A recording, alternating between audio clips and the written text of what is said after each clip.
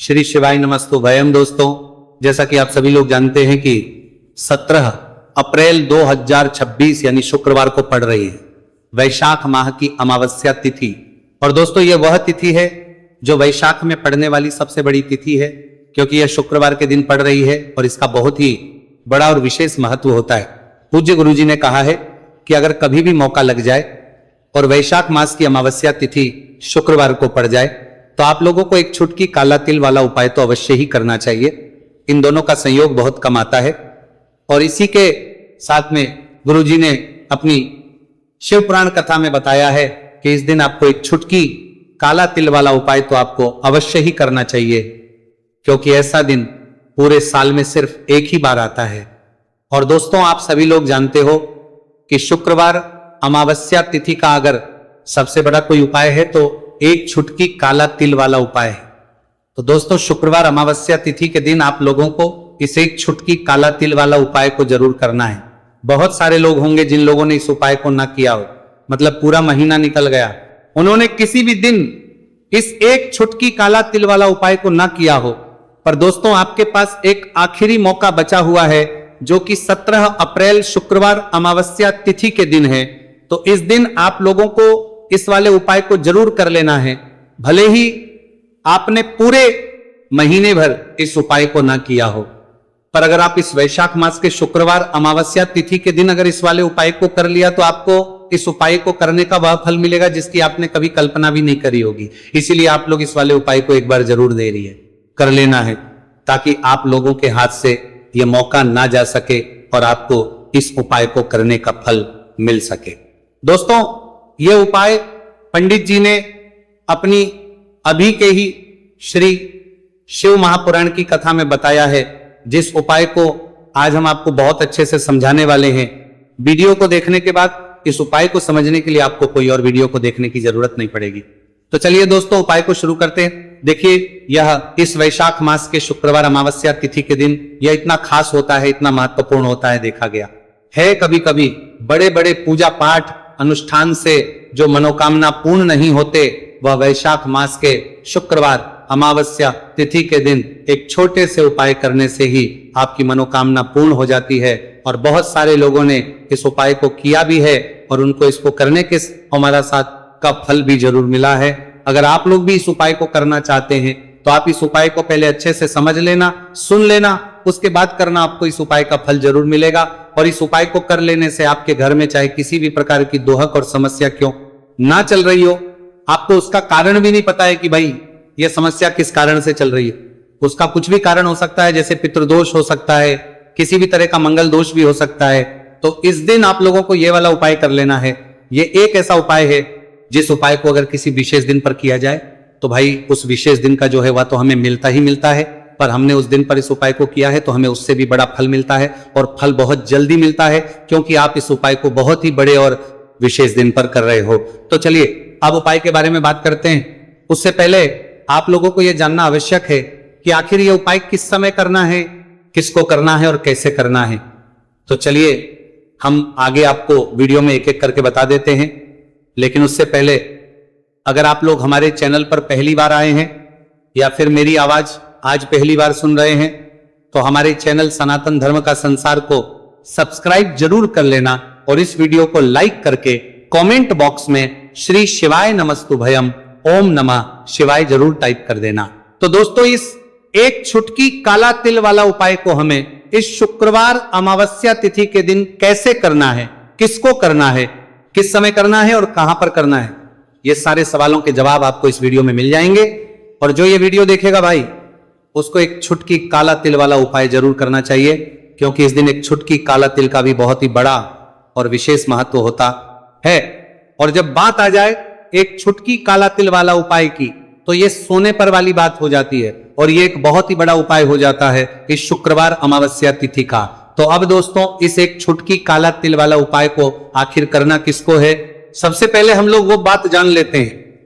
तो देखो, घर की जो बड़ी माताएं बहनें होती हैं, उन माताओं बहनों में से कोई भी एक बड़ी माता बहन इस वाले उपाय को कर सकती है। और दोस्तों, अगर आप चाहें तो अपने घर में से सभी सदस्यों को भी इस उपाय को करवा सकते हैं। अगर किसी व्यक्ति की खुद की कोई मनोकामना है, खुद की कोई दुख और परेशानी है जो कि वो अपने लिए ही करना चाहता है, इस वाले उपाय को तो वो खुद अपने लिए भी कर सकता है।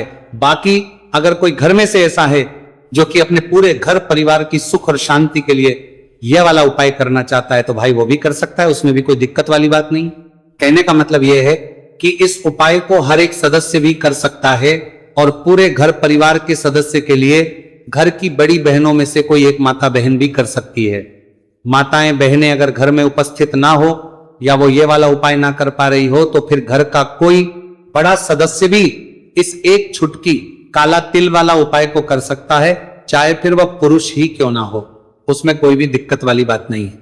अब दोस्तों जो अगला प्रश्न निकल कर आता है वह ये आता है इस उपाय को लेकर कि आखिर इस उपाय को हमें किस समय करना है, सुबह के समय करना है कि शाम के समय करना है।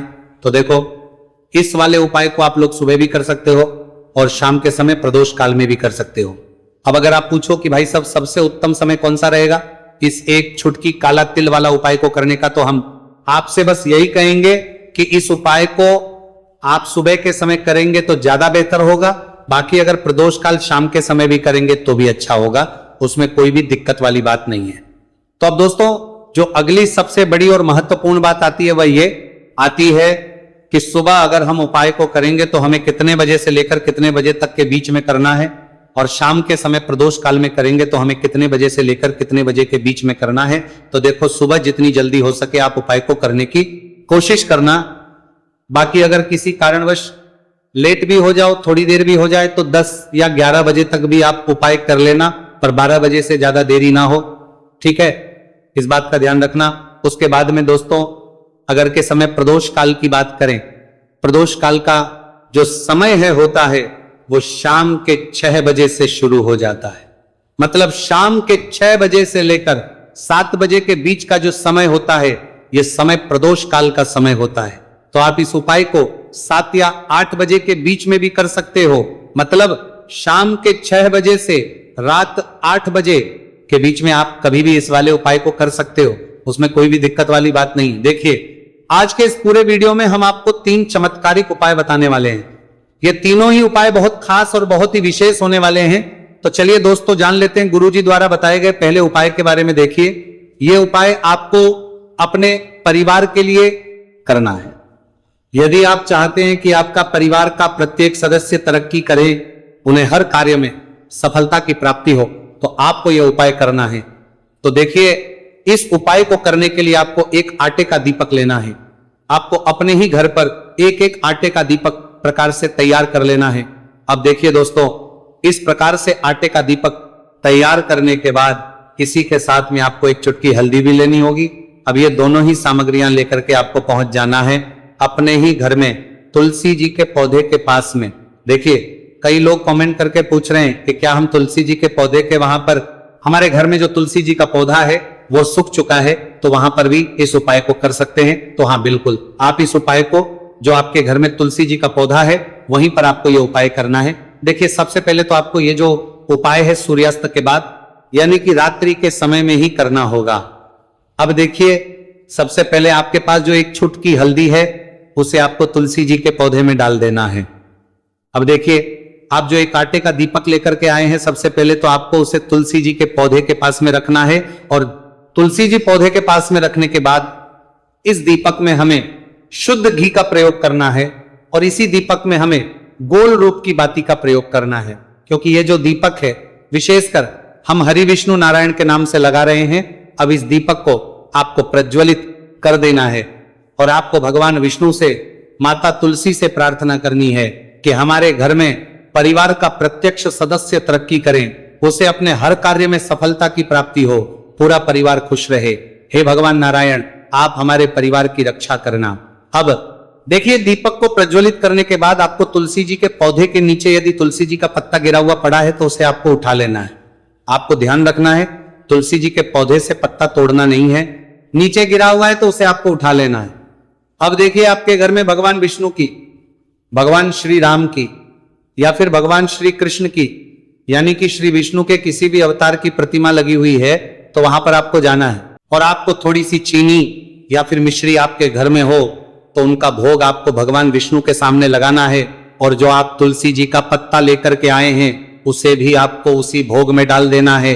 अब देखिए, थोड़ी सी देर इस भोग को वहीं पर रखे रहने देना है और फिर इस भोग को आपको अपने घर के परिवार के प्रत्येक सदस्य को प्रसाद स्वरूप प्रदान करना है। यकीन, इस उपाय को करने से आपके परिवार का प्रत्येक सदस्य हमेशा तरक्की पर रहता है और आपके परिवार में हमेशा खुशियां बनी रहती हैं। तो इस प्रकार से आपको पहला उपाय कर लेना है। अब हम जानते हैं दूसरे उपाय के बारे में। देखिए, ये जो उपाय है विशेषकर धन की प्राप्ति के लिए है, मां लक्ष्मी को प्रसन्न करने के लिए है और विशेषकर शुक्रवार अमावस्या तिथि की रात्रि में ही आपको यह उपाय करना है। देखिए, सामने आपको एक दीपक दिखाया जा रहा है, तो आपको एक दीपक लेना है।